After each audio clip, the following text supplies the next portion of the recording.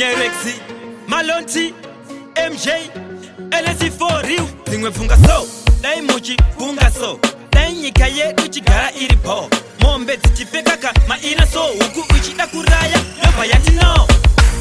Digufunga zililo, bango woti asisipo. Digufunga zilimo, dai isina kufanda kabata mdonzo. Digufunga zililo, bango woti asisipo. Digufunga zilimo, dai sosene chirunguri chinzi keto. Digufunga, ugari ratono. Dakwida kwita hadzi, kwete mukono. Most days andi chititano. Donorora mahara nova uzangano. Digufunga, kufa nasi. Utenga ndonorwana Judas. Upinda munyanza mpasifiki. Ndobuda neshaki chidonza nilasti. Digufunga zililo, bango woti asisipo. Digufunga zilimo, dai isina kufanda kabata mdonzo.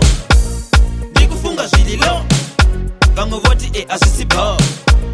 Digufunga zilimo, dai sosene chirunguri chinzi keto. Digufunga kupasa arima yu tiziri rijigazirwa nema uyu. Ufunga kuteya korona nekeji tikaibata do idya nema veji. Dai David akapoza Goliath imi aiva nekurowa. Dai shichinzi wakabiwa kisi ne baby unenge wato mitisa.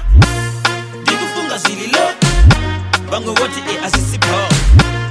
Digufunga zilimo, dai isina kufanda kabata mdonzo.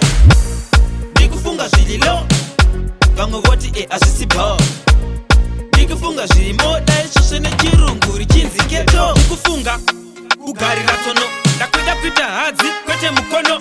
Most days andi chititano. Donorora mahara nova uzangano. Digufunga, kufa nasi. Utenga ndonorwana Judas.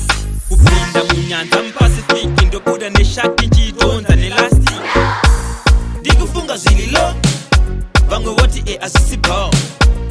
Digufunga zilimo, dai isina kufanda kabata mdonzo. Digufunga zililo, bango woti asisipo. Digufunga zilimo, dai sosene chirunguri chinzi keto.